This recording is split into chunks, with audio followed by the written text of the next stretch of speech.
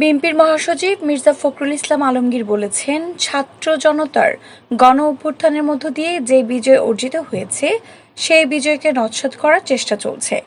আমাদের মধ্যে বিভেদ সৃষ্টি করার চেষ্টা চলছে। আমাদের কিছু লোকের নামে বিভিন্ন রকম কথা বলে পত্রপত্রিকায় বিএনপির ভাবমূর্তি নস্যাৎ করার চেষ্টা চলছে। যদি দেখেন বিএনপির নাম ভাঙিয়ে চাঁদাবাজি করছে, দখলদারি করছে, তাকে ধরে সাথে সাথে পুলিশের হাতে তুলে দিবেন। এই ব্যাপারে আমাদের কোনো সুপারিশ থাকবে না।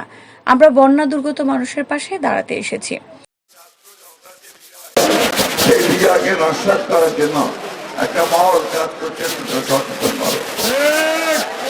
আমাদের মধ্যে আবার বিরোধ সৃষ্টি করার চেষ্টা করছে। আমাদের কিছু কিছু লোকের নামে বিভিন্ন রকম কথা বলে পত্র পত্রিকায় বিএনপির ভাবমূর্তি নষ্ট করার চেষ্টা করছে। এইখান থেকে সবাই বিরত থাকবেন। যদি কাউকে দেখেন যে চাঁদাবাজি করছে বা দখলদারি করছে, তাকে ধরে সাথে সাথে পুলিশে দেবেন অথবা আপনারা এই ব্যাপারে আমাদের কোন রকমের কোনো সুপারিশ থাকবে না। আমরা পরিষ্কার বিএনপির কোন লোক এটা করতে পারে না। আপনাদেরকে এটা প্রতিরোধ করতে হবে বন্ধুগণ। এই কথাটা বেশি খুব ক্লিয়ার। আমরা বন্যা দুর্গত মানুষের পাশে দাঁড়াতে এসেছি, আমরা দাঁড়াবো। শনিবার বেলা 11:15টার দিকে কুমিল্লার লালমাই উপজেলার ছোট শরীফপুর উচ্চ বিদ্যালয় মাঠে বন্যার্তদের মাঝে ত্রাণ বিতরণকালে এসে সংক্ষিপ্ত এক সমাবেশে তিনি এসব কথা বলেন। মির্জা ফখরুল বলেন, নতুন সরকার এসেছে মাত্র 20 থেকে 22 দিন হলো। তাদেরকে আমাদের সময় দিতে হবে, তারা যাতে একটি সুষ্ঠু নির্বাচনের পরিবেশ তৈরি করে দিতে পারে। আমরা সরকারের সঙ্গে এই বিষয়ে আলোচনা করছি। দ্রুততার সঙ্গে জনগণের যে দাবি, জনগণের প্রতিনিধির হাতে, জনগণের সরকারের হাতে ক্ষমতা তুলে দিতে হবে। সবশেষে তিনি ঐক্যবদ্ধ থেকে তারেক রহমানের হাতকে শক্তিশালী করার আহ্বান জানান। কথা আমি বলতে চাই, এই নতুন সরকার মাত্র 20-22 দিন বয়স হয়েছে।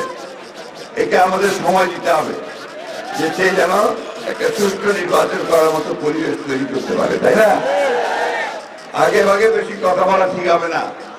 সমস্ত রাজনৈতিক দলগুলোর সঙ্গে আলোচনা করে আমরা গিয়েছিলাম। আমরা বলেছি যে আলোচনা করে বসে সকলে যা চায় মানুষ, সেইভাবে একটা নির্বাচনের ব্যবস্থা করতে হবে। কিন্তু দ্রুত তার সঙ্গে জনগণের যে দাবি, জনগণের প্রতিনিধির হাতে ক্ষমতা তুলে দিতে হবে, জনগণের সরকারের হাতে ক্ষমতা দিতে হবে। আমরা আজকে বক্তব্য বাড়াবো না। আপনাদের ভালো আছেন তো? ভালো থাকবেন সবাই। আর আমাদের তারেক রহমান সাহেবের হাতকে শক্তিশালী করবেন। দেশের বেগম খাদিজা মুক্ত হয়েছেন, তিনি যেন চিকিৎসা করে আমাদের ফিরিয়ে আসতে পারে তার জন্য দোয়া করবেন, তাই না? তাহলে আপনারা সবাই ওয়াদা করছেন তো ঠিক মতো চলবেন? ভালো থাকবেন সবাই। আসসালামু আলাইকুম। সমাবেশে সভাপতিত্ব করেন বিএনপি চেয়ারপারসনের উপদেষ্টা ও সাবেক এমপি মোহাম্মদ মনিরুল হক চৌধুরী।